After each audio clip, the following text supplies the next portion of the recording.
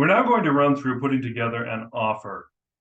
We're going to go through the REPC and some commonly used addenda to go along with the REPC.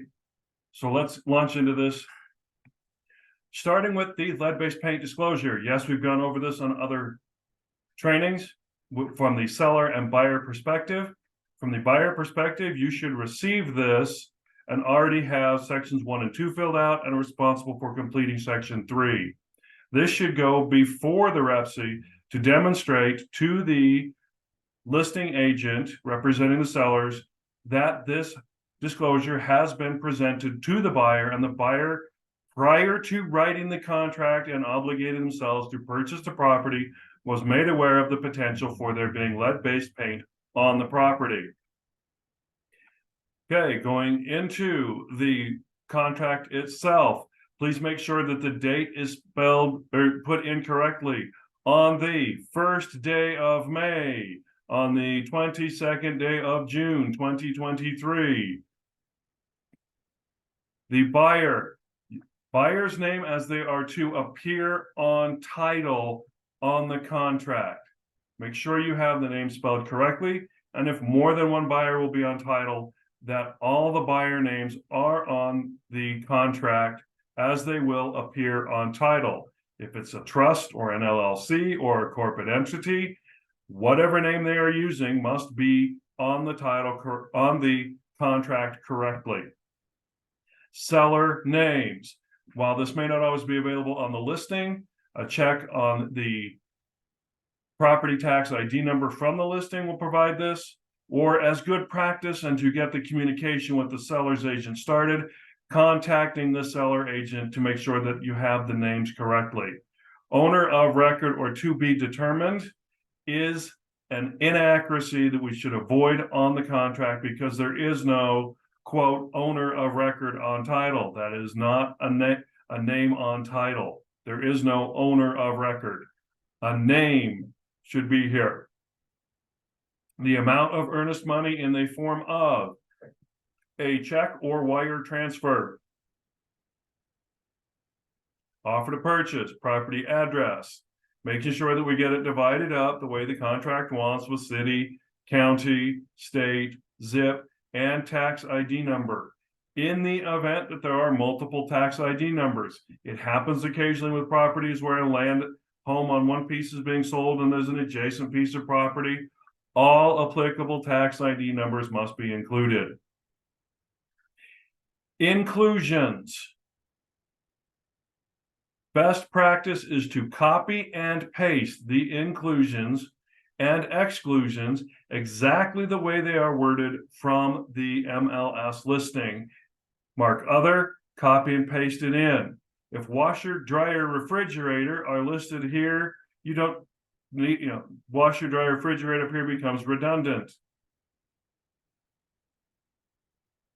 If there are or are not additional items of personal property, most commonly they are or not. However, occasionally you may run into situations such as furnished homes or a spa or trampoline or other outdoor items that are not considered fixtures that will be listed on a separate bill of sale. That bill of sale is available through the MLS forms.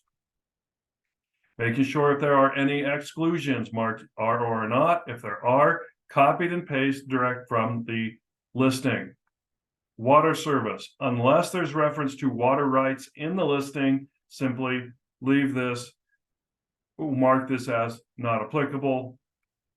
Purchase price. Full purchase price. Earnest money. If additional earnest money is being deposited. A new estimated loan amount. Do not leave this line blank. Do not put TBD, to be determined. TBD is not a legal term. A number must be there. Seller financing, if there is one. Otherwise, on lines B and D, most commonly you will see zeros.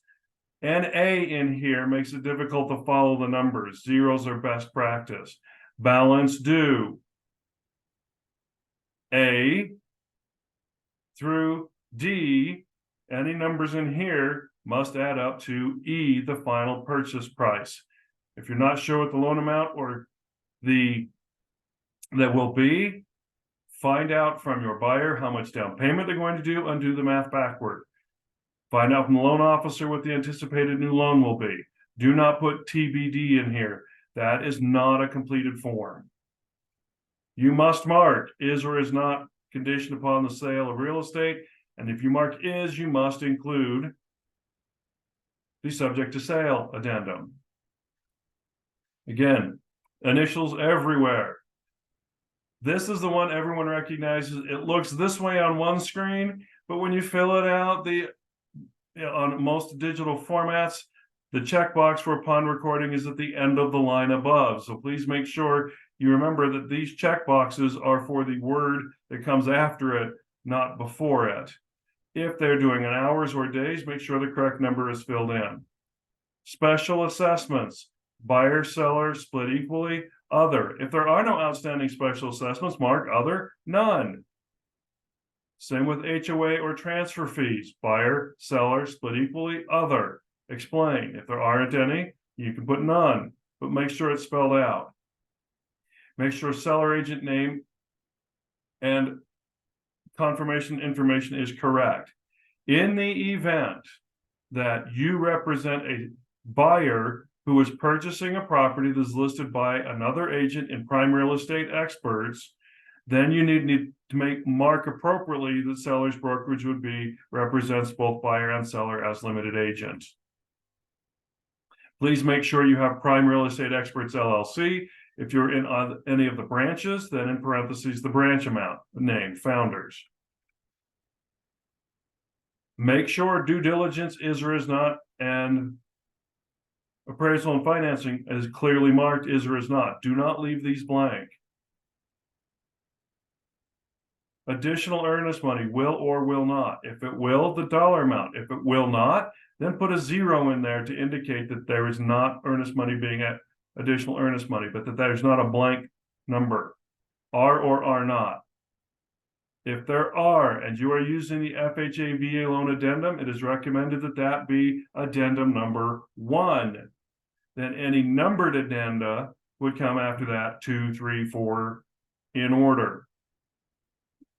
Home warranty, make sure that this is completely filled out. If you mark will not, then it is acceptable to leave the rest of the blank. You have filled it out correctly. If you mark will, then make sure you mark which party is responsible and include the dollar amount. Shall or may is up to the buyer. Shall obligates them legally that if there is a disagreement over the contract, that they are obligated to start with mediation. May leaves it open to them. It is their choice. Contract dates, either entered as a specific date or specified number of days after capitalized, acceptance capitalized. Make sure that the time for acceptance is complete by 5:00 a.m. or p.m. Mountain Time on date, and that signatures are complete. In the event you're using the FHA VA loan addendum, one of the very commonly used addendum, it is recommended that this become addendum number 1, and then all subsequent addenda come afterward. Again, with your reference date, buyer, seller name, and property name, mark in the appropriate type of loan. A dollar amount for seller shall make any appraisal required repairs. This is the maximum amount that the seller can be held liable for. Same for FHA, or in the state of Utah, the VA wood destroying insect report is required. The amount here, most of that report typically is about $100, but this is in the event that there are repairs included. Paragraph 6, any contributions by the seller toward closing costs. Do not use this form and then also use the closing cost addendum. That is an exercise in redundancy and a waste of some good electrons. Only here for FHA or VA buyers. Make sure on any addenda that seller is marked, if you represent the buyer, and that the time to accept or reject the offer is the same as on the REPC.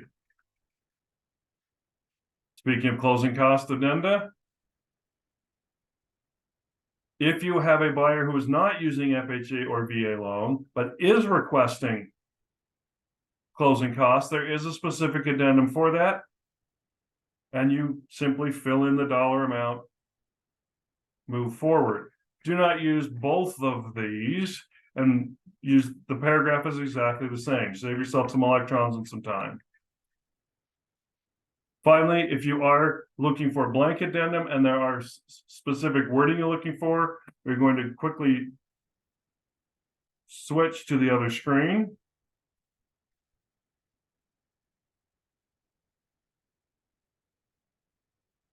The Utah Association of Realtors already has preferred wording for a 1031 exchange. Appraisal, in the event that the appraisal comes in below agreed upon purchase price. You notice once again, they've got a closing cost addendum. You can have disclosure of interest. This one is required.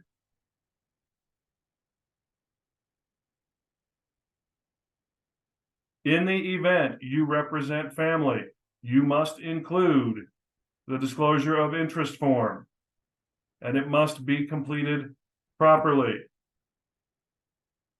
Disclosure of interest.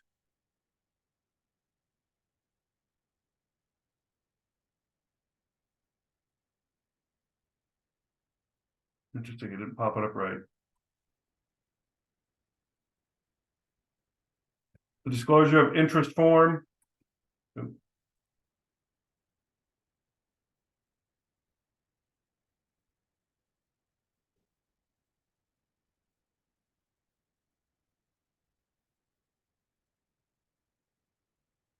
This form is used anytime you represent someone that you are either yourself as a principal or if you represent family. Under the code, family is defined as immediate family, parents, sibling, and siblings, or parent and step-parent. Grandparents, aunts, uncles, under the code are not specifically meant or required. However, it is good practice if you are representing grandparents, aunts, or uncles, that second level, that you disclose. It's better to over disclose than under disclose. I have disclosed when representing cousins. I have disclosed when representing my wife's nephew that I'm family. I don't have to, you do not have to disclose the relationship. All of those need to be complete and adequately initialed and then provided to the buyer's agent, the seller's agent, excuse me. And then make sure that they are inserted in the file in that order. Lead-based paint disclosure, addendum, or REPC, and then addendum in the order they are numbered, starting with FHA VA addendum.